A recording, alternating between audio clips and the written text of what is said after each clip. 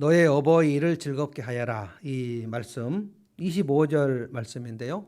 특별히 오늘 이 말씀을 우리가 한번 같이 읽어보면 좋겠습니다. 25절 말씀을 다 같이 읽겠습니다. 시작. 너의 어버이를 즐겁게 하여라.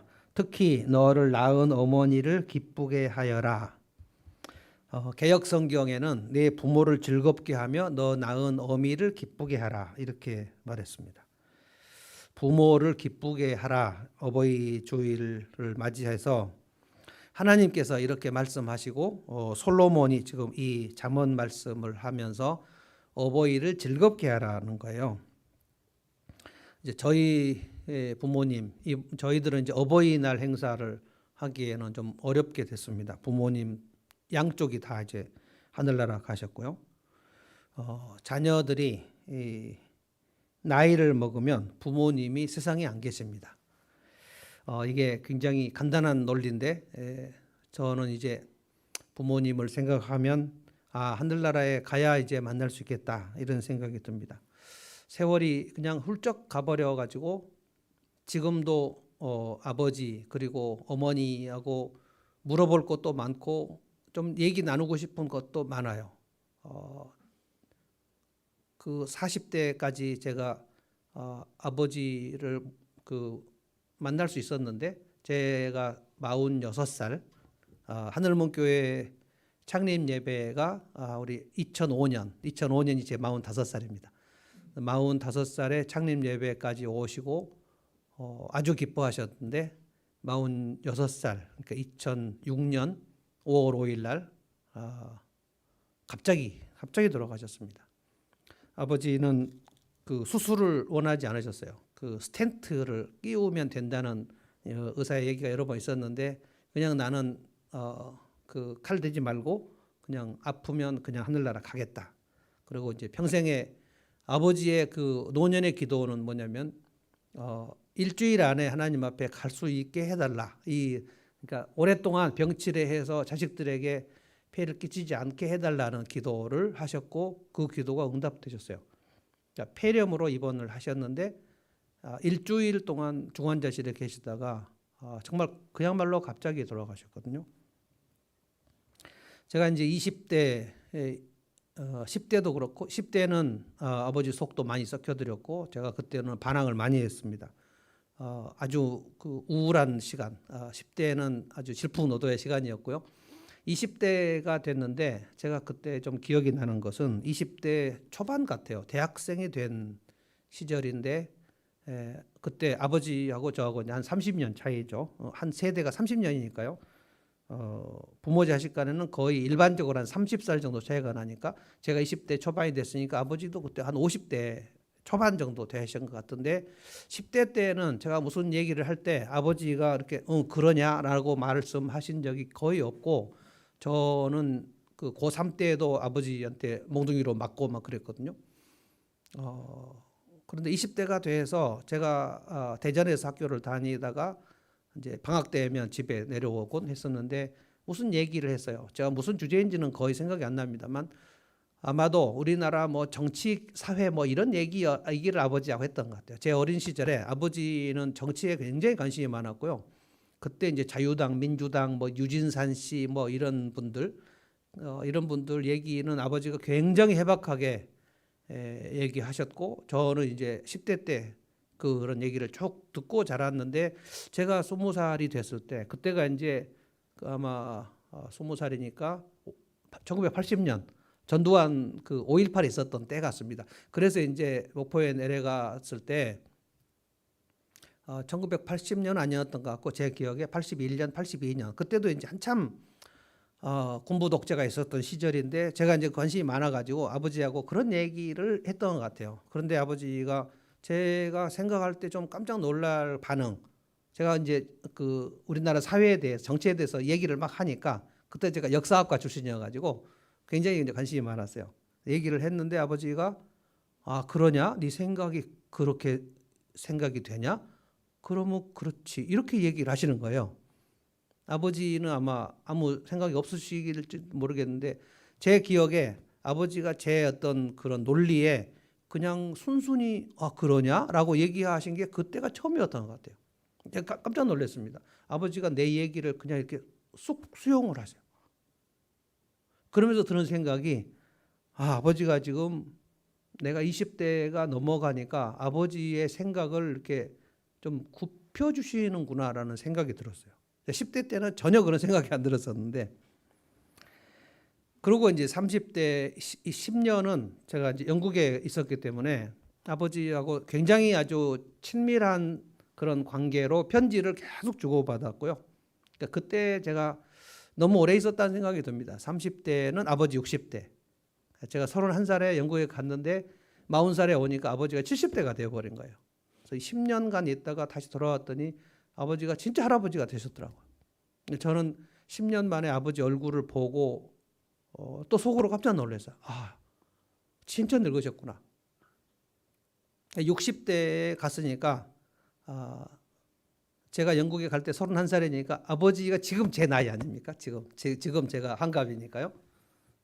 그런데 이제 10년이 흐른 다음에 제 모습은 또 제가 50대 초반하고 60 초반하고 그 얼굴 모양도 많이 다르고 많이 다르죠. 그랬는데 이제 30대를 다 아버지하고 얘기를 같이 못 나누고 편지로 주고받다가 40에 돌아와서 그때 이제 40대 40살에서 46살까지, 그러니까 46살에 아버지가 돌아가셨으니까 한 6년 정도밖에 시간을 못 보낼지를 생각하지 못했어요. 지금 생각하면 그때 아버지가 70 중반인데 그냥 그렇게 일주일 만에 돌아가시다니.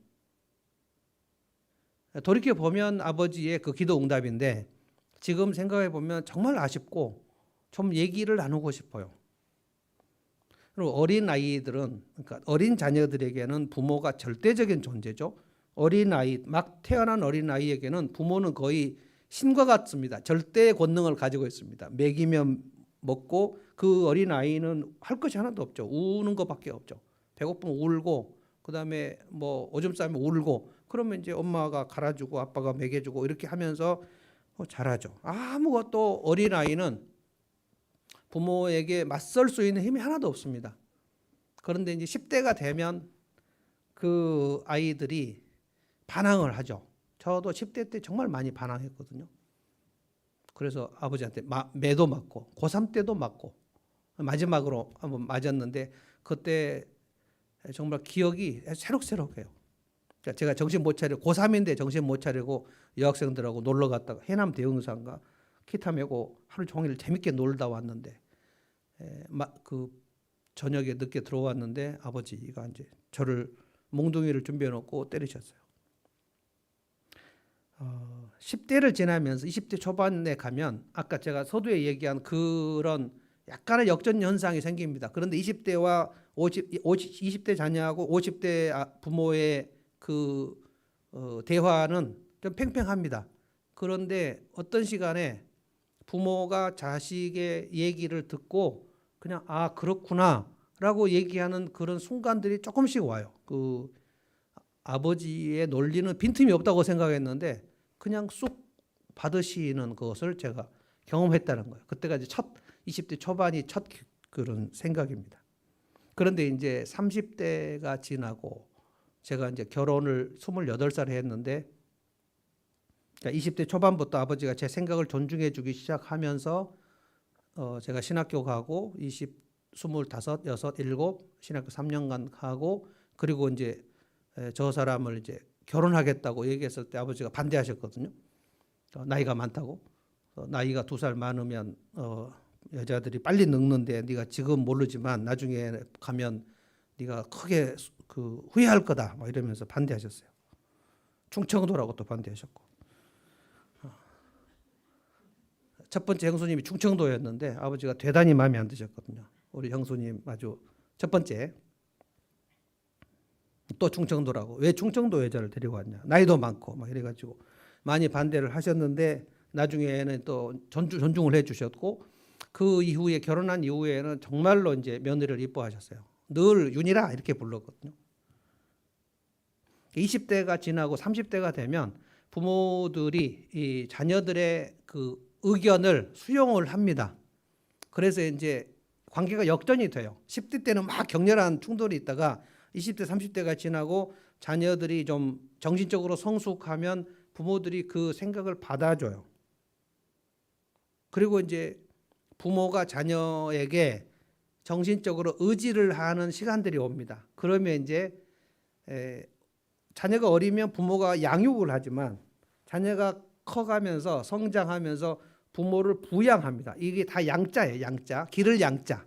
그러니까 부모가 양육을 하는데 부모가 늙어가면 자녀가 부모를 부양한다는 거예요. 양육이란 말은 어울리지 않겠지만 부양을 해요. 그래서 이제 어른이 된 자녀, 오늘 이 본문은 어른이 된 자녀가 늙은 부모를 어떻게 할 것인가, 지금 이 얘기거든요. 전 그래서 자녀가 20대 중반을 지나가서 이제 30쯤 되면 결혼도 하고 취직도 하지 않습니까? 그래서 결혼을 하거나 결혼을 하지 않아도 취직이 된 그런 자녀들에게 제가 늘 얘기합니다. 이제부터 부모님들에게 용돈을 드리기 시작해야 된다. 지금 혜진이도 용돈을 주거든요. 매달 초에 항상 이렇게 은행 통장 계좌로 딱 보내요. 그런 것들은 이제 부모가 가르치거나 또는 또 다른 데에서 좀 교훈을 받거나 해서 그렇게 하는 것이 맞습니다. 지금 아마 우리 30대 자녀들도 다 그렇게 하는 줄로 압니다. 오늘 이 말씀은 어떻게 하면 부모가 25절의 말씀대로 어떻게 하면 너의 어버이를 즐겁게 할 것인가, 특히 너를 낳은 어머니를 기쁘게 할 것인가. 여기 보면 이제 늙은 아버지 어머니 얘기가 지금 나오는 거예요. 저는 오늘 잠언 말씀에 충실하면 된다고 봅니다. 두 가지인데요. 하나님을 경외하는 자녀들은 부모를 즐겁게 할 수밖에 없어요. 15절을 읽어보겠습니다. 내 아이들아, 너의 마음이 지혜로우면 나의 마음도 또한 즐겁다. 그러니까 네 마음이 지혜로우면 내 마음이 즐겁다는 거예요. 그러니까 너의 어버이를 즐겁게 하여라 라는 말씀이 이제 15절에 네 마음이 지혜로우면 내 마음이 즐겁다 그랬어요. 16절에는 네가 입을 열었을 때 옳은 말을 하면 나의 속이 다 후련하다 라고 했어요.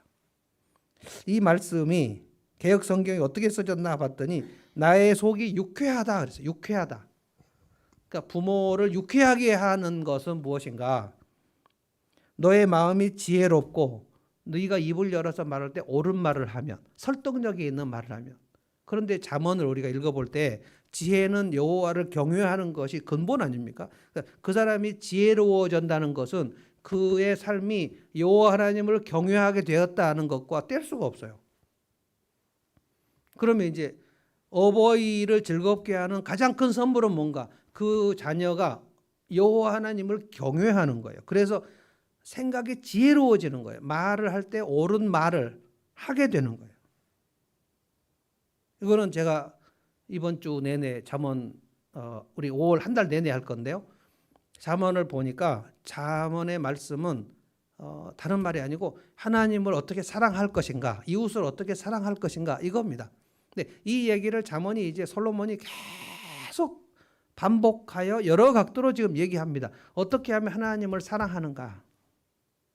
그래서 특별히 이제 장성한 자녀가 부모에게 가장 안겨드릴 선물은 뭐냐면 그들이 결혼을 했든지 또는 비혼으로 했든지 간에 하나님을 경외하는 그 삶, 그것을 보면 옳은 길로 쭉 걸어가는 모습이 부모가 볼 때는 그게 마음이 후련하게 된다는 거예요. 후련하게. 말을 바꾸면 뭐가 되겠습니까? 부모의 마음이 막 찢어지려면 그가 하나님을 멀리하면 멀리할수록, 하나님을 멀리하면 잠언은 그가 바로 미련한 인생을 산다고 되어 있는 거예요. 그가 어리석은 길로 가면서 하나님을 떠나가면 그 부모의 마음은 찢어진다는 거예요. 이거는 아마 크리스찬 부모이거나 크리스찬 부모가 아니거나 그가 나쁜 길로 가는, 자녀가 나쁜 길로 갈 때 그 부모의 마음이 막 찢어지지 않겠습니까? 그러니까 두 사람이 결혼한 자녀가 있다면 그 결혼한 자녀가 늙은 부모에게 가장 기쁨이 되는 것은 둘이가 하나님을 경외하려고 애를 쓰는 거예요. 하나님을 경외하면 반드시 그 이웃을 사랑하고, 이웃은 첫 번째 이웃은 자기 배우자니까 배우자를 사랑하고, 그리고 그 두 엄마 아빠가 둘이 서로 사랑하는 것을 보고 그 자녀들은 그것을 먹고 자라는 거거든요. 그래서 자녀를 사랑하는 직접적인 명령보다 성경이 더 많이 말하는 것은 자녀를 사랑하는 방법은 부부가 사랑하는 겁니다. 부부가 사랑하면 자녀들은 그 엄마 아빠가 사랑하는 그 분위기를 그냥 먹고 자라는 거예요. 그러면 정말 아이가 안정감이 있습니다. 16절을 다시 한번 읽어보겠습니다. 네가 입을 열어 옳은 말을 하면 내 속이 다 후련하다. 그러니까 자녀가 옳은 길로 이상한 길로 안 가고 성경이 말하는 옳은 길, 생명의 길, 정직한 길, 그 길을 쭉 갈 때, 저는 이제 지난 그 월요일인가 화요일인가도 제가 말씀드렸는데, 하나님을 경외하고 이웃을 사랑하면서 가면 딱 두 가지의 증상, 좋은 증상, 뭐냐면 그 사람의 삶에 그를 믿어주는 공동체가 생겨요. 신뢰의 공동체. 부부가 서로 믿어주고 아내가 남편을 믿어줘요. 그러면 자녀들이 그 아빠를 믿어줘요. 자녀들이 엄마를 믿어줘요. 그리고 직장에 가면 동료들이 그를 믿어줘요. 이것처럼 행복한 게 없습니다. 그리고 믿고 존경하고 따르는 신뢰의 공동체. 그러니까 이미 그 사람이 하나님을 경외했으면, 하나님을 경외하는데 그가 이웃을 돌보지 않는다는 것은 이 말도 안 되는 거거든요. 그러니까 그가 무슨 계기를 마련해서라도 그가 누군가를 도와요.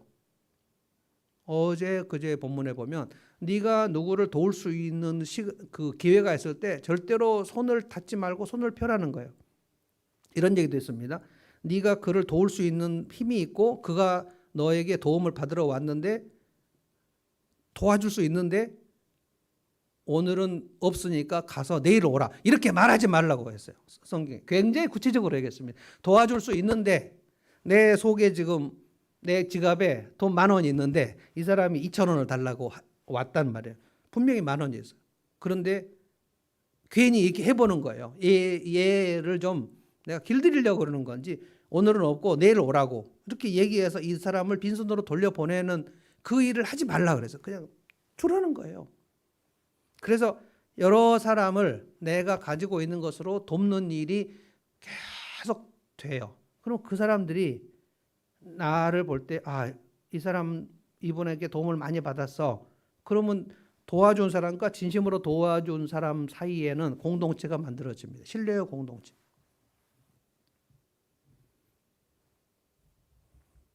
어제 오후에도 30대 중반의 아가씨가 어떤 이제 선교사님 소개를 받아가지고 상담하러 왔어요. 오랫동안 교회를 다녔는데 교회로 인해서 상처를 많이 받은 것 같아요. 3층에 올라오자마자 정말 많이 울었어요. 그래서 도움을 받고 싶냐 그랬더니 도움을 받고 싶다는 거예요. 경기도 용인까지 서울에서 2시간 걸려서 왔어요. 갈 때 이제 또 2시간 걸려서 가는데 힘들지 않냐 그랬더니 뭐 2시간 정도 괜찮다는 거예요.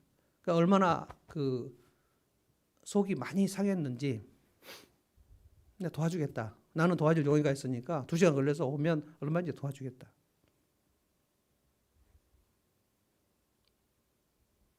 그렇게 마음이 막 그 공허하고 흔들리는 사람들이 특별히 20, 30대 젊은이들, 뭐 40대도 마찬가지고요. 너무 많아요. 그래서 저는 살면 살수록 그런 생각합니다. 와, 정말 도와줄 사람이 천지구나. 도와줄 사람이 천지예요. 위로해 줄 사람이 천지고요. 그래서 그렇게 도와주면, 진심으로 도와주면 도움받은 사람과 도움을 준 사람 사이에 공동체가 만들어진단 말이에요. 공동체가 만들어져요. 그러면 나를 믿어주는 공동체가 많아지는 거예요. 그리고 내가 옳은 길을 가면, 내가 막 이렇게 불법으로 일하고 뭐 편법으로 일하고 무슨 뭐 세금 떼어먹고 막 이런 일을 하면 우리 마음속에 자긍심이 없어요. 돈은 많을지 모르지만 그 마음속에 뭔가 이렇게 쫓긴단 말이에요. 그런 거 없이 그냥 쭉 옳은 길을 가면 그 모습을 신뢰의 공동체가 생기고 그리고 내가 자긍심을 가지고 살아가는 그 모습을 나이 드신 부모님이 이렇게 보면 속이 후련하다. 17절 보겠습니다. 죄인들을 보고 마음속으로 부러워하지 말고, 그러니까 악한 길을 보면서 야 저렇게 나도 살아서 돈 많이 벌까 이런 생각하지 말고, 뭐 LH 직원들 뭐 그렇게 살지 말고 주님을 늘 경외해라. 그러면 너의 미래가 밝아지고 너의 소망도 끊어지지 않는다. 누가 그렇게 하겠다는 겁니까? 하나님께서 너의 미래를 밝게 하겠다는 거예요. 이 방법은 그냥 세상 누구 예외가 없습니다. 예외가 없어요. 하나님께서 그의 미래를 밝게 하시고 너의 소망도 끊어지지 않게, 절망하지 않게 하시겠다는 거예요. 이 말은 어려움이 없다는 얘기가 절대 아닙니다. 믿음으로 살면 불이익도 많이 당하고 비난도 많이 당하고 모함도 당하고 배신도 당하고 옳은 길을 가면 어려움이 없어진다는 얘기는 성경에 없어요. 그런데 마음에 자긍심이 있어요. 내가 하나님께 순종하고 가니 이것이 좁은 길이야. 이것은 남은 자의 삶이야. 이것을 부모가 볼 때 진짜 뿌듯하다. 마음이 후련하다. 저희가 3남매로 컸는데 형님, 누님, 저 이렇게. 근데 저를 유난히 이제 우리 부모님이 목사로 지목을 하셔가지고 서원을 했습니다. 우리 형님을 낳을 때 그 예수님 믿지 않았어요. 그런데 예수님 믿지 않고 낳았으면 목사로 시키면 안 됩니까? 그 부모님들은 그런 생각을 했어요. 우리가 예수 믿기 전에 낳은 아들이니까 목사로 바칠 수 없다. 뭐 되게 그 비성경적인 논리입니다. 예수 믿기 전에 낳은 아들은 목사로 바치면 안 돼요. 왜 그렇습니까? 예수 믿고 난 다음에 낳은 아들은 목사로 바친다. 이건 또 근거도 없어요. 근데 그분들은 이제 그렇게 했고, 저희 부모님들의 그 믿음, 그러니까 1950년, 60년대에 믿었던 분들은, 신앙이 좋은 분들은 그 자녀 아들 하나를 목사로 바치는 거, 이런 것이 되게 그런 좋은 전통이었다고 얘기해야 되겠죠. 좋은 전통이에요. 신학교를 하나 보내고 그러면 이제 그 교회 안에서도 아무개 집사, 아무개 장로 정말 하나님께 바쳤어. 그러니까 예전에는 그 신학교를 보내서 목사나 선교사를 만들면 그게 헌신한다고 생각했어요. 신학교를 안 가면 헌신하지 않은 거예요. 지금 생각해보면 말도 안 되는 건데 예전에는 그냥 주의 종으로 가면 이것도 주의 종, 뭐 헌신, 신학교, 그러니까 목사, 선교사 이러면 그 교회 안에서는 대단히 좀 아무개 배장로 아들을 목사로 바치는 건 이게 뭐 좀 그 박수 받는 그런 분위기. 서원을 해버렸어요. 그러니까 저 누님 낳았을 때 이제 이 아들인지 딸인지 몰랐는데 아들이면 바친다 그랬는데 딸을 낳았어요. 그러니까 얘는 딸이니까 요즘은 또 여자 목사도 되는데 옛날에는 여자는 또 목사로 바칠 수 없다. 뭐 이래가지고 그래서 뭐 교회 피아니스트로 너는 봉사해야 된다 이런 생각을 계속 집어넣어갖고 어렸을 적에 피아노를 계속 가르쳤고 그러고 나서 이제 저를 낳았는데 아들이니까 그냥 얘다 그래가지고 그냥 두 분이 서원을 했어요. 저는 그래서는 안 된다고 생각합니다. 저는 그래서 뭐 혜지도 그렇지만 뭐 대은이에게 너 목사 되라 이런 얘기를 한 번도 하지 않았습니다. 본인이 자기에게 소명을 받는 것이지 부모가 자식의 소명을 대신 받아주는 법은 없어요. 저는 그냥 어렸을 적에는 그냥 세뇌당했고 너는 목사 될 놈이다. 그래서 막 4살, 5살 때 아버지가 계속 얘기했어요. 너는 목사 될 놈이다. 목사 될 놈이다. 그래서 어른의 직업이 목사밖에 없는 줄 알았어요. 그래서 막 5살 때, 6살 때 목사의 정체성이 생겨가지고 우리 집이 좀 넓었는데 우리 2층 벽돌집이 있었고 저 아래에도 집이 있었는데 거기가 다 우리 거예요. 마당이 있었고 근데 이쪽에 늘 손님들이 왔어요. 아마 제 생각에 그 전국의 순회 부흥사 목사님들이 머물렀던 것 같아요. 지금 제 기억으로 저의 어린 시절에 교회에는 늘 부흥회를 했고 교회가 목포제일교회 그때 뭐 제 기억으로 한 600명, 700명 됐으니까 되게 큰 교회거든요. 늘 부흥회를 했고 전국 그 주일학교 교사 강습회, 전국에서 오는 강습회 거기도 우리 교회에서 했고 그러면 막 교회 교육관 같은 데 막 큰 솥단지 걸어놓고 그 막 시골에서 올라온 20대 30대 그 교사들이 막 거기서 밥해 먹고 찬송 부르고 막 저는 막 그게 막 재밌어가지고 다니고 늘 아버지가 얘기했어요. 너는 목사 될 놈이다. 그래서 제가 그 우리 집에 손님들 오시면 제가 성경책 들고 가갖고 신방하고 막 5살 때 그래서 기도해드리고 막 뭐 그 부흥의 강사로 그러니까 우리 교회 오시면 늘 우리 집에 이제 아버지가 모셔서 그때는 식당 같은 데 안 가고 집에서 차리지 않습니까? 차려서 이제 그러면 이제 담임 목사님 모시고 부흥 강사님 모시고 뭐 아버지도 앉고 뭐 장로들 쭉 앉으면 아버지 영진이 기도해라. 그러면 제가 그 식사 기도 막 대표로 기도하고 막 너무 좀 그래서는 안 된다고 생각합니다. 그래도 그냥 다행스럽게도 저는 20대 넘어가면서 그 반항 의식은 좀 줄어들면서 하나님 은혜를 받으면서 아 그래 그냥 목사 가야 되겠다 이런 생각. 근데 세뇌가 결정적인 것 같아요. 다른 그 직업이 생각이 나지 않아요. 그래서 그냥 대학 갈 때도 너는 목사 될 놈이니까 역사를 전공해야 된다. 그것도 아버지가 이제 누구한테 들으셨겠죠. 그래서 역사 공부하러 갔는데 다행히 그게 맞았어요. 그래서 이제 목사가 됐는데 저는 자식들한테 목사가 되라, 뭘 되라. 자식의 미래를 부모가 결정해 줄 근거가 없습니다. 그렇게 해서는 안 됩니다. 우리 부모님들은 이제 그렇게 하셨는데 목사가 됐을 때 제가 30살인가 목사가 됐는데 아버지가 정말 기뻐하시더라고요. 그때는 이제 제 신앙이 완전히 이제 있었으니까 25살부터 성경을 읽고 그러면서 신앙이 있어서 목사가 됐는데 목사 안수 받을 때 정말 기뻐하셨고 계속 기도가 뭐냐면 아버지의 기도. 오늘 아까 찬송 어머니의 성경책. 어머니는 제 초등학교 돌아가셔가지고 어머니가 성경책을 읽었던 그 기억은 아주 아른아른하고요.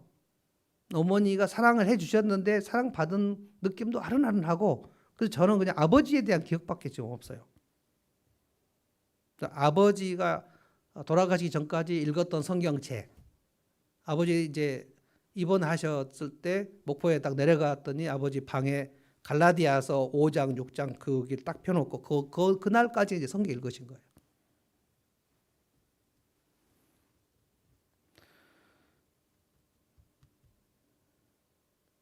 제가 이제 40대 딱 6년 제 기억이 아주 그 40대 때 40살에 돌아와 가지고 이제 내가 이제 10년 넘게 15년 넘게 아버지하고 이제 시간을 보냈을 거라고 생각했는데 딱 6년밖에 못 보낸 것이 정말 아쉽지만 40에 돌아와 가지고 송파제일교회 부목사를 하면서 이제 목포에 내려갔는데 자주는 못 갔어요. 제가 부목사 때 엄청 바빴습니다. 우리 박병원 선생님 아시지만 제가 교구 맡아서 했고요. 신방 다녔고 장례식 다녔고 전국 팔도를 다녔고 정말 장례식이 많았던 주간은 한 주에 5건 터졌던 때도 있었고요. 정신이 하나도 없는 거죠. 교인이 1000명이 훨씬 넘는데 막 장례식이 이렇게 봄에 그러니까 눈 녹을 때 그 늙으신 부모님들이 많이 천국에 가셔요. 정말 많이 돌아다녔고 교구 맡아서 했고 청년부 했고 새벽기도 맡아서 했고 주일 저녁 예배 했고 정신이 하나도 없어서 목포를 자주 못 내려갔어요. 근데 내려가면 늘 아버지가 이제 오리고기를 좋아하셔가지고 사드리고 그랬는데 이제 아버지가 보니까 평소에 이제 술 담배를 안 하시기 때문에 그 과자를 되게 좋아하셨어요. 과자, 샘베이 과자, 꽈배기 과자 이런 걸 좋아하셔가지고 이제 제 아내가 그 서울에서 한 달에 한 번씩 과자 택배를 보냈습니다. 과자를 사서 특별히 이제 그 부채꼴 샘베이 그 김 들어가고 먹고 있죠. 그거 되게 이제 좋아하셔가지고 샘베이를 한 달에 한 번씩 보내는데 그 정해진 날짜가 늦으면 아버지가 이제 제 아내한테 전화를 해요. 야 샘베이가 도착 안 했다. 빨리 보내라. 그러면 또 다시 한 상자 만들어서 보내고 그게 내 아들이 목사가 됐는데 목사가 돼서 기뻐한 것도 있겠지만 내 아들과 내 며느리가 사람 구실하고 저렇게 하나님 말씀 전하고 사는 거 그것이 마음속에 되게 뿌듯하셨지 않았을까 이런 생각이 듭니다. 그래서 시편 127편, 128편 여기가 이제 그 여호와를 경외하는 자녀 가정의 모습인데 127편 보면 아주 장성한 자들은 그 부모의 상급이고 기업이다 그랬어요. 그 화살통에 가득 들어있는 화살 같다. 그러니까 싸움에 나갔을 때 든든하다. 그러니까 하나님을 경외하는 자녀들을 살아가는 모습은 그 부모의 입장에서 보면 든든한 거예요. 든든한 거예요. 그러니까 하나님을 멀리 떠나서 막 방황하면 그 부모의 입장이 굉장히 쓰라린 거예요.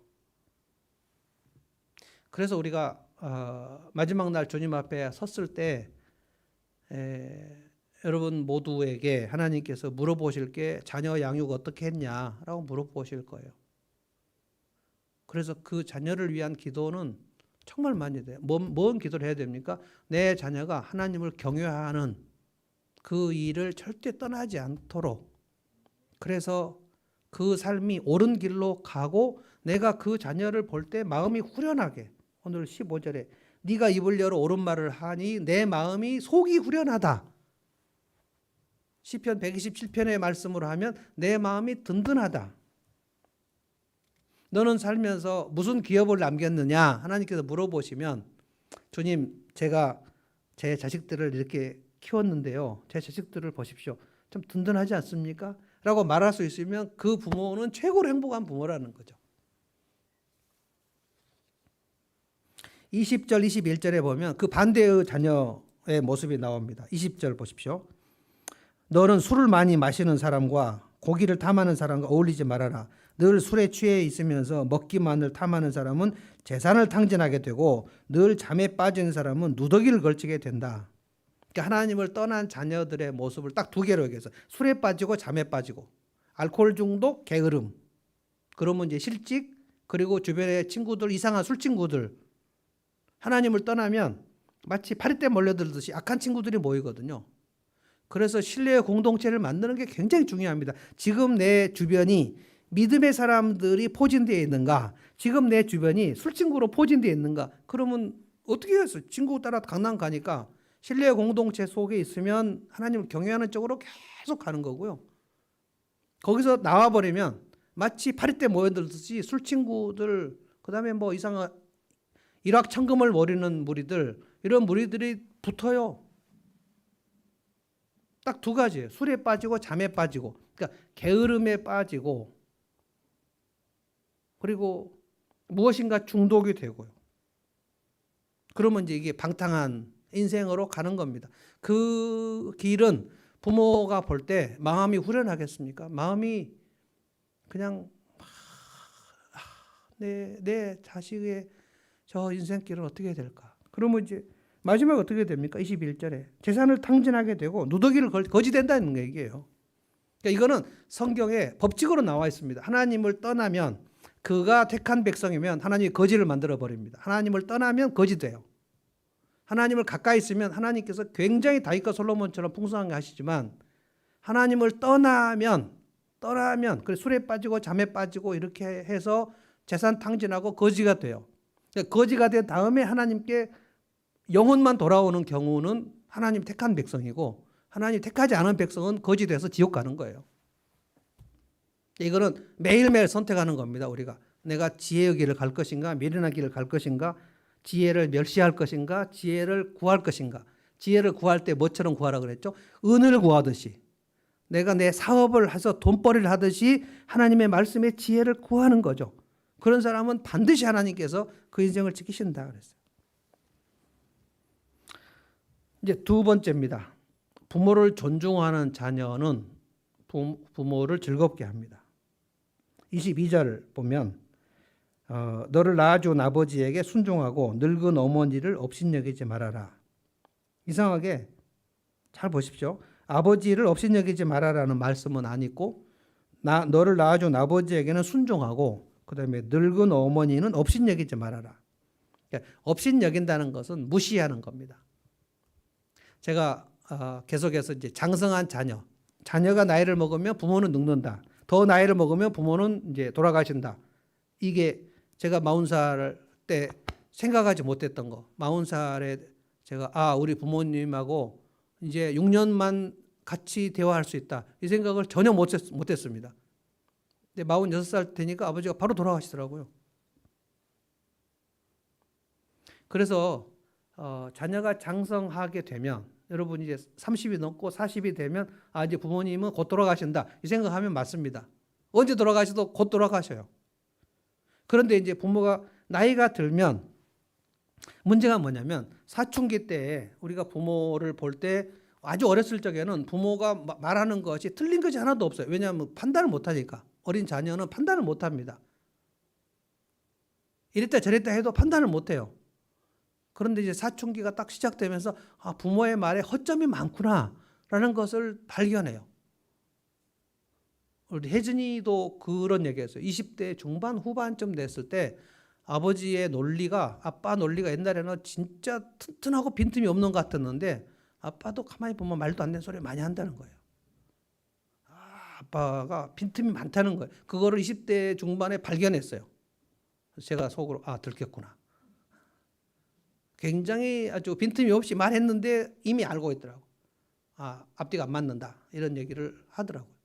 근데 점점 자녀가 장성하고 자녀가 좀 더 성숙하면 부모가 말하는 것이 앞뒤가 점점 안 맞는다는 것을 알게 돼요. 굉장히 많이 들키게 됩니다. 어쩔 수 없어요. 그런데 이제 이런 거 자녀가 점점 그 지식이 많아지고 성숙하게 되고 늙은 부모는 점점 판단이 흐려질 때 이때 이제 부양을 하게 되는 시간에 장성한 자녀들이 늙은 부모에게 가장 조심해야 될 것이 무시하는 거예요. 업신여기. 엄마는 그것도 몰라? 이런 얘기를 엄청 많이 하게 됩니다. 그래서 늙은 부모에게 가장 서러운 것이 뭐냐면 장성한 자녀에게 무시당하는 겁니다. 그래서 22절을 우리 크리스찬 자녀들은 잘 봐야 돼요. 늙은 어머니를 업신여기지 말아라. 그러니까 어린 자녀가 젊은 엄마를 업신여기지 말라는 게 아니에요. 업신여길 수가 없죠. 모든 주권이 엄마에게서 나오는데 용돈과 먹을 것이 다 엄마에게 나올 때는 업신여길 수가 없죠. 강력하니까. 그런데 이제 나이가 든 부모는 힘이 없잖아요. 그래서 옛날 로마 시대는 나이가 늙은 부모들, 그러니까 그냥 여자, 힘이 없는 사람들, 이 사람들은 그냥 짐승 취급했습니다. 로마 사회는 힘의 사회예요. 힘이 없으면 다 무시당하고 업신여겨요. 그래서 로마 시대는 무슨 그 온유함이나 부드러움이나 이런 것이 그 로마 시대의 높은 가치가 아닙니다. 강력한 것만 가치예요. 이제 로마 시대 예수님이 말씀하신 게 뭐냐면 너희가 사랑해야 된다, 온유해야 된다, 힘없는 사람들을 보호해야 된다 이런 얘기를 했을 때 로마 사람들이 그런 것이 뭐 중요한가라고 생각했다가 크리스찬 공동체가 그렇게 힘없는 사람들을 존귀하게 대하는 이게 예수님의 말씀, 사도 바울의 말씀을 따라서 교회가 그렇게 하는 게 로마 사람들이 그걸 볼 때 굉장히 신기하게 보이면서 좋아 보였다는 거예요. 힘없는 사람들을 대단히 존귀하게. 그래서 사도 바울이 우리 몸의 지체 중에서 가장 약한 발 같은 지체들을 존귀하게 대하는 것이 그게 주님의 뜻이다. 예수님이 그랬잖아요. 지극히 작은 자에게 한 것이 나에게 한 거다. 그래서 우리가 세상 살면서 나보다 힘이 센 사람에게 조아리는 것은 뭐 당연히 그냥 나오는 건데 나보다 힘이 없고 나보다 센스가 떨어지고 나보다 지식이 떨어지고 나보다 돈이 없고 나보다 배운 것이 없는 그 사람, 누가 봐도 무시당할 사람, 지체부자유자들이나 정신적인 장애자들, 그들을 내가 어떻게 대할 것인가. 성경은 주님이 뭐라고 했냐면 그 사람을 대하는 태도가 네가 주님을 대하는 태도다 그랬거든요. 굉장히 충격적인 말씀입니다. 그래서 우리가 이 말씀에서 아무도 나는 안 그래 라고 말할 수가 없어요. 우리는 그냥 나보다 못하면 그냥 마음속으로 왜 저렇게밖에 못해? 말도 안 되는 소리를 하지? 부부가 살면서 그 센스라는 거, 센스가 똑같은 센스의 레벨이 똑같은 사람끼리 부부가 만나겠습니까? 절대 그렇지 않거든요. 한 사람이 센스가 많으면 한 사람은 센스가 떨어집니다. 센스가 떨어진다는 건 뭐냐? 그 시간에 적절한 말을 못 하는 거예요. 엉뚱한 말을 하는 거예요. 그러면 이 부부 중에 센스가 많은 사람은 살면서 놀랍니다. 아니 왜 이 시간에 이런 얘기를 하지? 말이 안 되잖아 지금 이 시간에. 그래서 이제 부부싸움이 아니 왜 당신은 그 시간에 그런 얘기를 하는 거야. 이게 이제 부부싸움이 되는 거거든요. 근데 성경은 뭐라 그랬냐? 센스가 많은 사람이 강한 자가 약한 자를 담당하라 그럴 거예요. 정말 살면서 이것이 주님의 말씀이 얼마나 자신을 부인해야지 이것을 할 수 있는지. 지식이 많은 사람은 지식이 적은 사람, 아니 지식이 똑같은 사람끼리 어떻게 만나서 결혼하겠습니까? 책을 한 권 읽은 사람과 두 권 읽은 사람이 만나는 거고 책을 100권 읽은 사람과 안 읽은 사람이 만날 수 있는 거죠. 그것도 몰라? 라고 얘기를 하는 순간 멸시하는 거잖아요. 그거 모를 수 있죠. 그런데 그것을 아는 사람은 왜 그 얘기를 하냐면 그것을 모르는지를 몰랐어요. 그래서 얘기하는 거예요. 저는 결혼하고 제 아내가 그 육체적인 힘이 나보다 한 3배 정도 그 힘이 없다는 사실을 몰랐어요. 제가 여자하고 살아본 적이 없어가지고 여자가 얼마나 물건을 들 힘이 나보다 떨어지는지를 몰랐어요. 정신적 에너지, 그러니까 어떤 힘든 상황을 견디는 능력도 저보다 훨씬 더 떨어집니다. 충격을 받으면 막 허둥지둥 되거든요. 그래서 제가 운전을 못하게 하는 거예요. 좀 그 도로에서 막 이상한 차들이 오고 그러면 정신이 살짝 나가버려요. 그래서 막 나무도 들이받아버리고 손가락도 막 자르고 막 이러기 때문에 정신을 놓으면 생명이 위험하기 때문에 그래서 운전을 하지 말고 내가 그냥 평생 모시고 다니겠다라고 얘기한 건데 처음에는 그걸 몰라가지고 운전을 하라고 시켰거든요. 나무를 받기 전까지.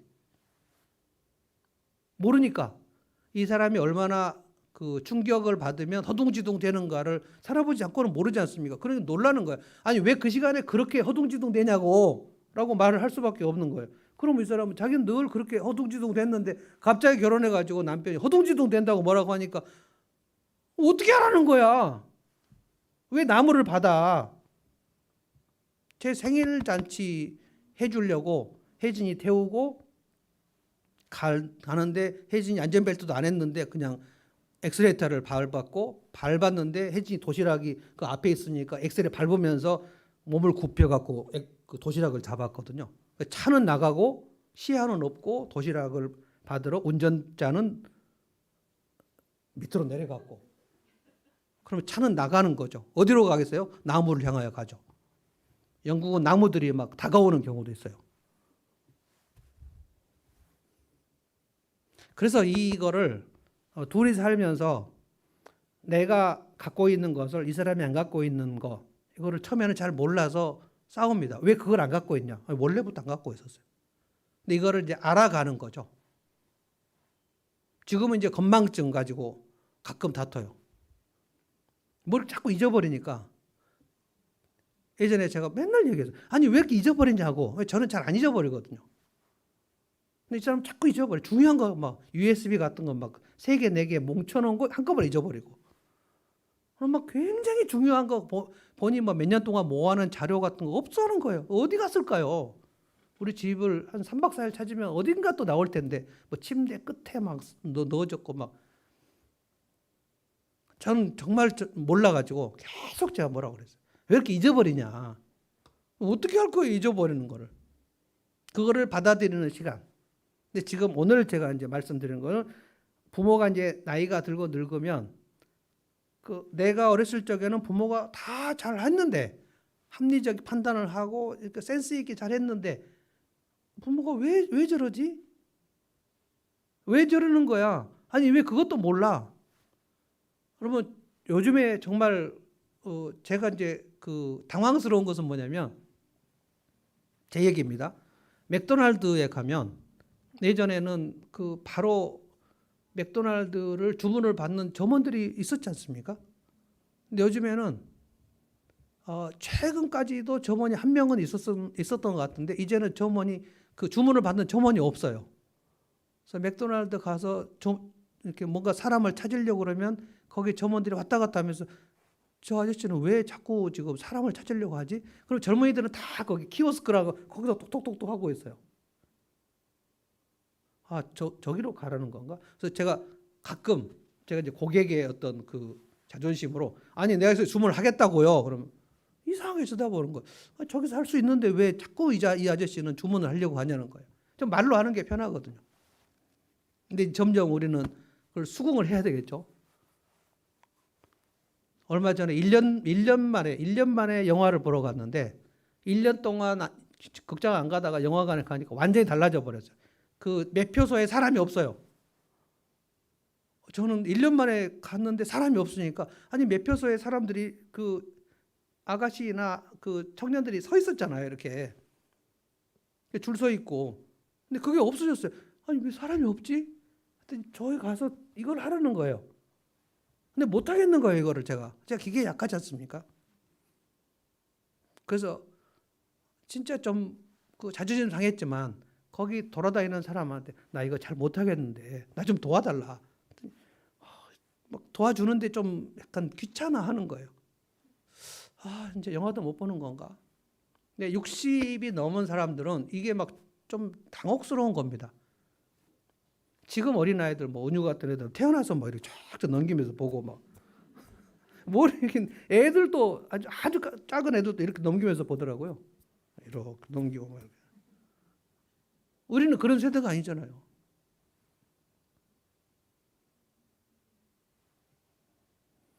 이제 팍팍한 거예요. 그래서 이제 다 큰 자녀들은 이 부모들을 보면서 야 그거 왜 모르냐.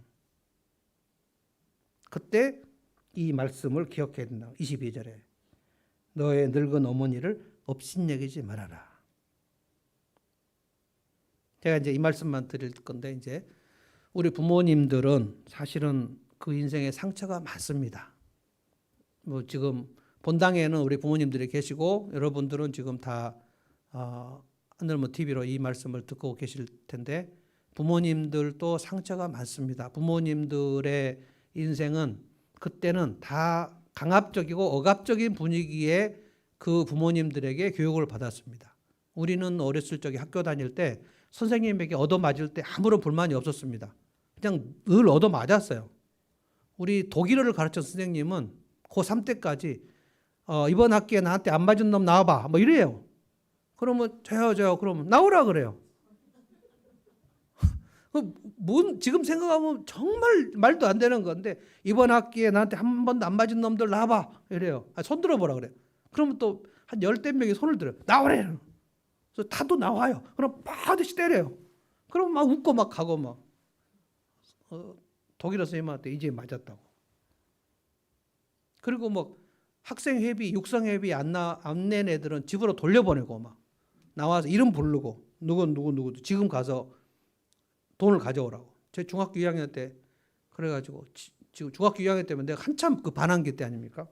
키는 조그마지만 막 누구한테 덤비면 싸울 준비가 돼 있는. 그때 육성회비 안 낸 배영진 앞으로 나오라고 그래가지고 지금 집에 가서 갖고 오라는 거예요.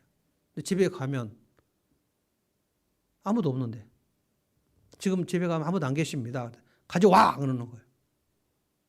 진짜 무지막지한 거 아닙니까? 그래서 지금 가면 아무도 없는데 집에 갔다 오라는 거예요.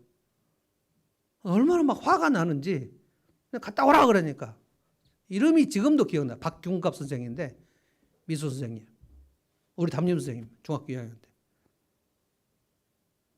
제가 나갔는데 제가 그 교실 문을 꽝 닫고 나가 버렸어요. 근데 바람과 함께 그 문이 정말 크게 닫혔어요. 꽝 닫았죠. 그래서 신발장에 신발을 내려고 하는데 뭔가 막 두벅두벅 오는 소리가 나고 선생님이 화가 나가지고 날 여기를 잡고 교실로 끌고 들어가가지고 봉사 막 30방을 때리는 거예요. 여기를. 이거 막 부풀어 오를 정도로. 그렇게 맞았습니다. 그러니까 지금 같으면 뭐 학교에서 선생님이 뭐 체벌을 하니 많이 이거는 우리는 그냥 늘 맞고 살았어요. 집에서도 맞고 학교에서도 맞고 길거리에서도 맞고 그냥 맞아도 그렇게 막 기분도 안 나빠요. 늘 맞으니까. 군대에 가서도 얼마나 많이들 맞았는데요. 지금은 좀 맞으면 막 고소하고 막 학교 찾아가고 그러지만 그렇지 않았어요. 그러니까 그것을 그냥 억누르는 분위기입니다. 강압적인 것을 받아들이는 분위기. 독재 시절에도 우리가 견뎠고 식민지도 다 우리 부모님이 견뎠고 그래서 항의하지 않았어요. 근데 이게 꼭 눌려 있어요. 이렇게.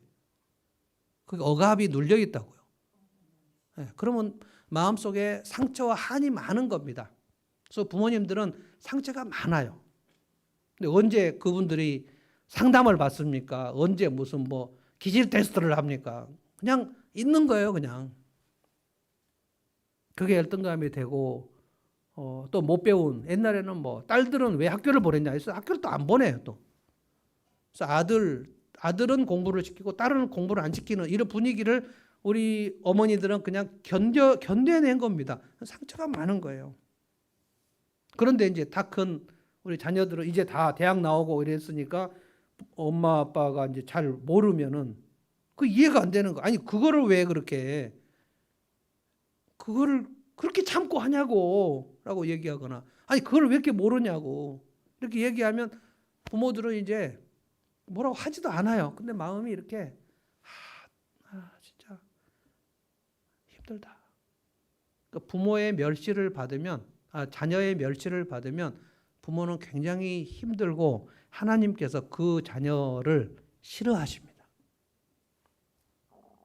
이게 다 하나님 말씀이잖아요. 자, 결론적으로 24절 말씀을 읽고 마치겠습니다. 의인의 아버지는 크게 기뻐할 것이며 여기서 의인은 하나님을 경외한다는 뜻입니다. 크게 기뻐한다는 거예요. 지혜로운 자식을 둔 아버지는 크게 즐거워할 것이다. 그러니까 의인은 누굽니까? 지혜로운 자녀예요. 하나님을 경외하는 자녀. 그래서 그 삶이 신뢰와 공동체가 있고 그리고 자기 삶에 자긍심이 있어서 옳은 길을 쭉 가요.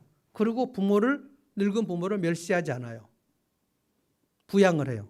그러면 이제 그 자녀의 아버지는 크게 기뻐한다. 크게 즐거워한다. 그래서 이제 늙은 부모들을 자녀들이 대할 때는 부양을 한다는 거예요. 부양은 뭡니까? 내 팔로, 내 장성한 팔로 그 부모를 껴안고 간다는 뜻입니다.